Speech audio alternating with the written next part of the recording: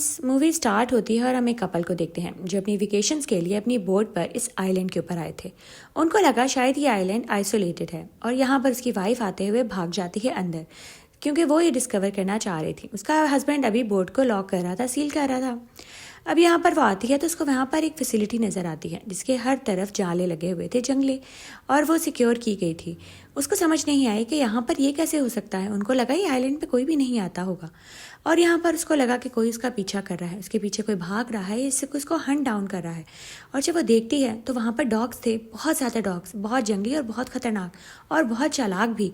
वो उसके पीछे पड़ जाते हैं और उसके ऊपर अटैक कर देते हैं और उसको घसीटते हुए वहाँ से ले जाते हैं। अब यहाँ पर उसके चीखने की आवाज़ उसके हस्बैंड को भी जाती है और उसका हस्बैंड भी हैरान हो जाता है कि अंदर कैसे क्या हो सकता है। अचानक से उसकी चीखने की आवाज़ें आना शुरू हो गई और वो उसके पीछे भागता है।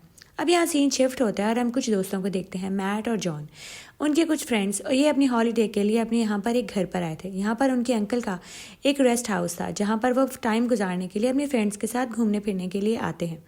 मैट और जॉन दोनों भाई थे, उनकी आपस में इतनी बन नहीं आती थी, और लेकिन उनके दोस्त सब सिमिलर थे, इसलिए उनको उनके साथ आना पड़ता है और वो बहुत इंजॉय कर रहे होते हैं।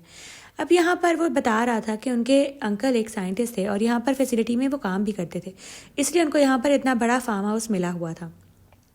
अब वो अपनी बोट पर होते हैं जो कि फ्लाइंग बोट थी, और यहाँ पर उसको लैंड करते हुए अपने घर की तरफ चले जाते हैं। और जैसे ही वो वहाँ पे एंटर होते हैं वो एंजॉय करना स्टार्ट कर देते हैं।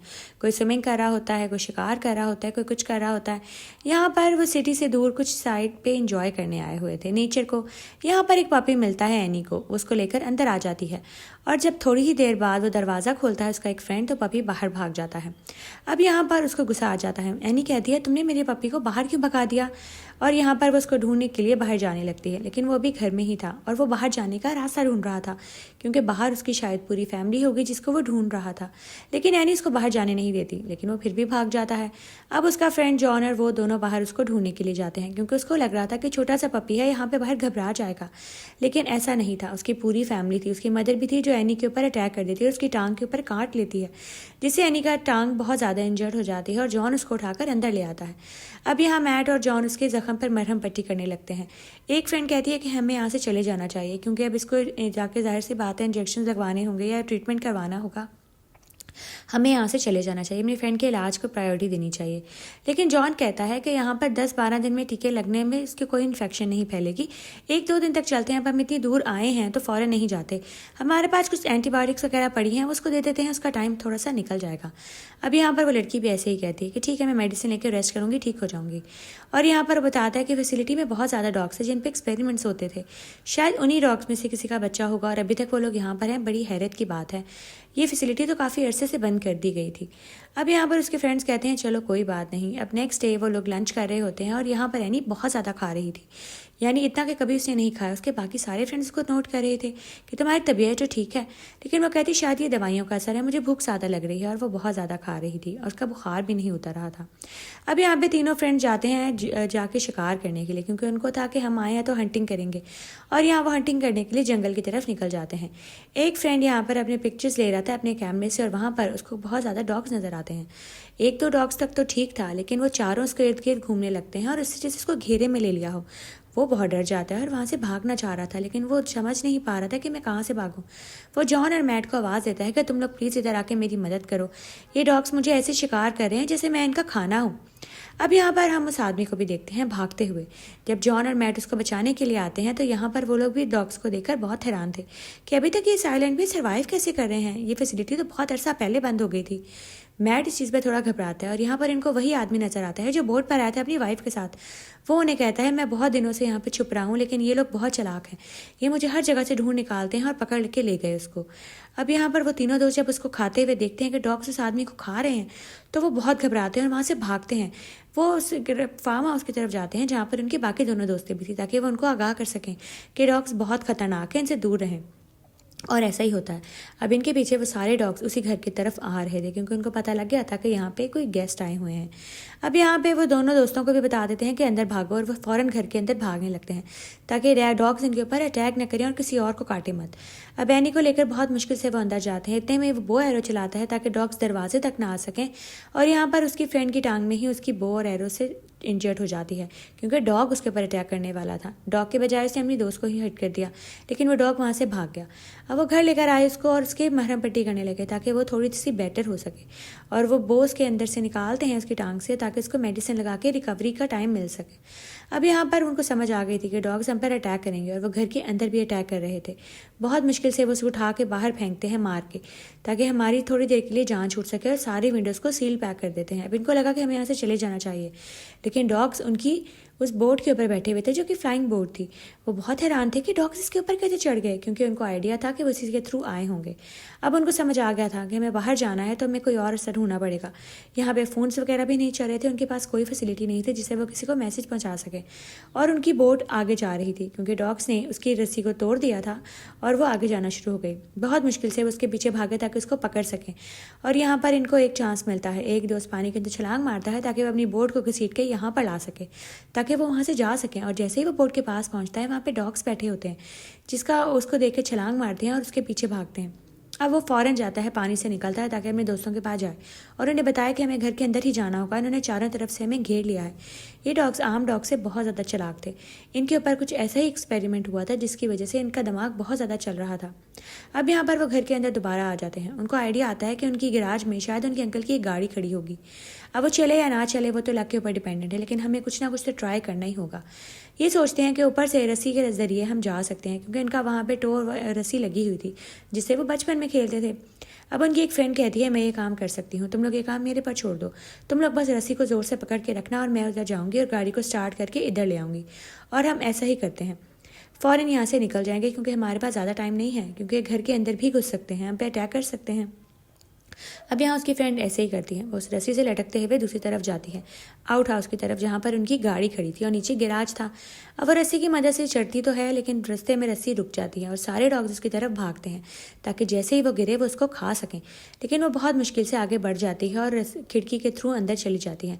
गाड़ी के अंदर बैठती है, गाड़ी स्टार्ट करने लगती है, लेकिन गाड़ी स्टार्ट नहीं होती और उसको इतना पता भी नहीं होता कि वो गाड़ी को कैसे स्टार्ट करे, और बाहर डॉग्स हर तरफ से उसके ऊपर हमला करने लगते हैं। वो अंदर भी पहुंच जाते हैं और गाड़ी के पास भी, और उसको बहुत मुश्किल से वहाँ से अपनी जान छुड़ा के गाड़ी की छत से बाहर निकलती है और ऊपर जाती है वापस से। अब यहाँ पर वो बो एरो की मदद से रस्सी फेंकता है जिससे वो लड़की दोबारा से वहाँ पर दूसरी साइड पे उनके पास पहुँच जाती है। लेकिन वहाँ पे सारे डॉग्स बहुत ही ज़्यादा उतावले हो रहे थे कि जैसे ही कोई गिरे हम उसको पकड़ें, और यहाँ पर वो छलांगे मार रहे थे ताकि उसके ऊपर अटैक करें और उसका बैलेंस ख़राब हो और वो नीचे गिर जाए। लेकिन वो लड़की बहुत मुश्किल से वहाँ तक पहुँच जाती है। अब ये लोग अपने आप को घर के अंदर लॉक कर लेते हैं ताकि इनके पास कोई तो रास्ता हो, कुछ सोचने का, कुछ प्लान करने का, 1-2 दिन का टाइम ही हो। लेकिन यहाँ पर डॉग्स बाहर पूरे घर के चिगिर चक्कर लगा रहे थे, यानी इनका बाहर निकालना बहुत मुश्किल था।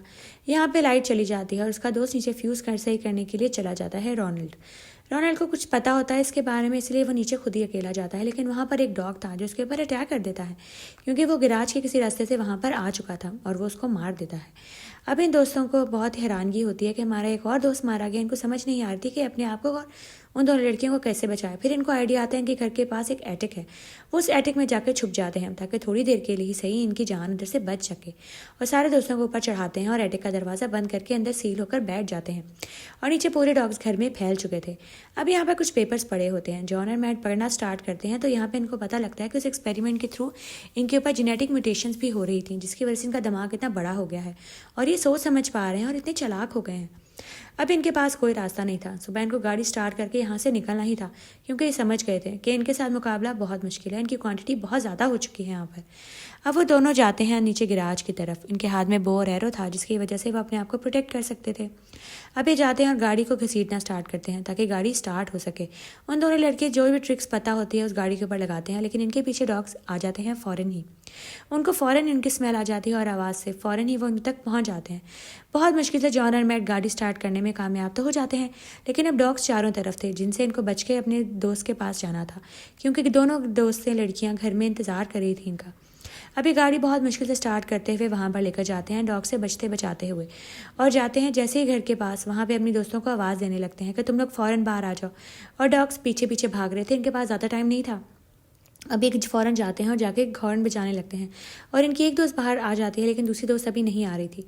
उसको डॉग के काटने की वजह से बहुत ज़्यादा कमज़ोरी हो गई थी, और यहाँ पर दूसरा डॉग उसके ऊपर अटैक कर देता है, जिसकी वजह से वो अपने बाकी दोस्तों को कहती है तुम लोग जाओ, और वो नीचे गिर के मारी जाती है उस कुत्ते के साथ ही।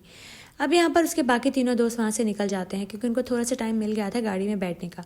अब यहाँ पर वो जैसे ही गाड़ी में बैठते हैं, गाड़ी स्टार्ट करते हैं और यहाँ से निकलते हैं कोई रास्ता ढूंढने के लिए या कोई हेल्प ढूंढने के लिए, शायद कोई आगे किसी का घर हो। लेकिन वो वहाँ पर पहुँच जाते हैं जहाँ पर वो फैसिलिटी थी।